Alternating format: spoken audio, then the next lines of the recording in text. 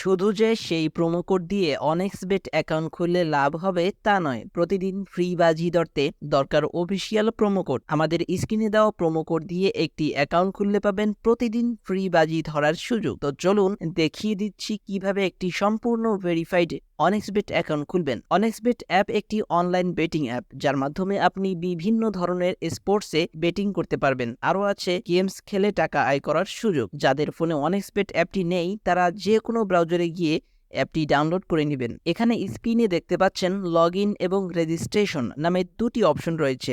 এখানে রেজিস্ট্রেশন অপশনে যাবেন, এরপর দেখতে পাচ্ছেন কিছু অপশন দেওয়া রয়েছে। আপনি ইন ওয়ান ক্লিক অপশনটিতে চাপ দিবেন। এখানে কান্ট্রিতে বাংলাদেশ এবং কারেন্সিতে বাংলাদেশি টাকা বিডিটি সিলেক্ট করবেন। শুধুমাত্র প্রোমো কোডের জায়গায় আমাদের অফিসিয়াল প্রোমো কোড BN366 বসাতে হবে। আমি আবারও বলছি, আমাদের অফিসিয়াল প্রোমো কোডটি হলো BN366। মনে রাখবেন, আমাদের প্রোমো কোডটি বসালে পাবেন অসংখ্য বোনাস এবং যে কোনো সময় বিকাশ, নগদ, রকেটের মাধ্যমে ডিপোজিট এবং উইথড্র করতে পারবেন। প্রোমো কোডটি বসানো হয়ে গেলে নিচের খালি ঘরটিতে টিক চিহ্ন দিন।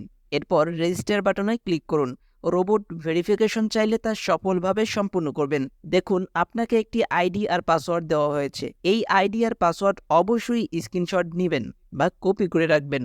তারপর নেক্সট বাটনে চাপ দিন।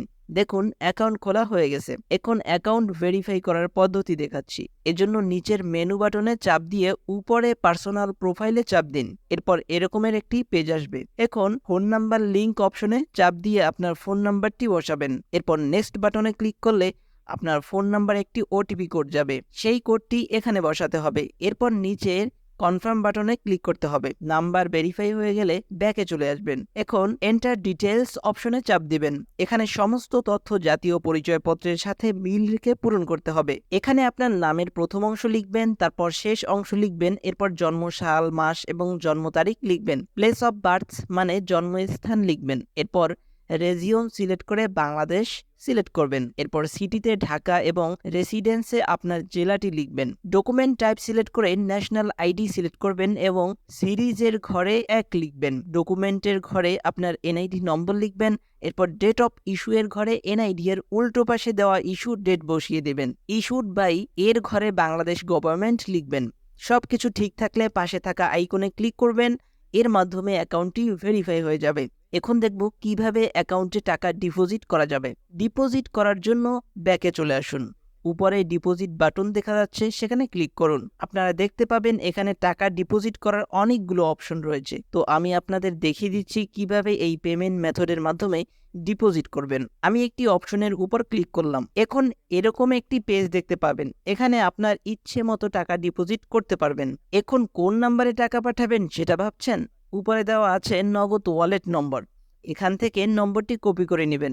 আগেই জানিয়ে রাখছি, এই নম্বরটি প্রতিবার পরিবর্তিত হয়, তাই টাকা ডিপোজিট করার আগে নম্বরটি কপি করে নেবেন। নম্বর কপি করা হলে নগদ অ্যাপে চলে যাবেন এবং ক্যাশ আউটের মাধ্যমে কপি করা নম্বরে টাকা পাঠাবেন। টাকা পাঠানো হলে এরকম একটি পেজ চলে আসবে। এখান থেকে ট্রানজ্যাকশন আইডিটি কপি করে অ্যাপে ফিরে আসবেন এবং যে নম্বর থেকে টাকা পাঠিয়েছেন তা লিখবেন। পরবর্তী অপশনে আগেই কপি করা ট্রানজ্যাকশন আইডিটি লিখবেন। এরপর কনফার্ম বাটনে ক্লিক করবেন এবং এর মাধ্যমে আপনার অ্যাকাউন্টে ডিপোজিট সম্পন্ন হবে। কিছুক্ষণ অপেক্ষা করলে আপনার অ্যাকাউন্টে টাকা জমা হবে। তো বন্ধুরা, আজকের ভিডিওটি এখানেই শেষ করছি। ধন্যবাদ সবাইকে।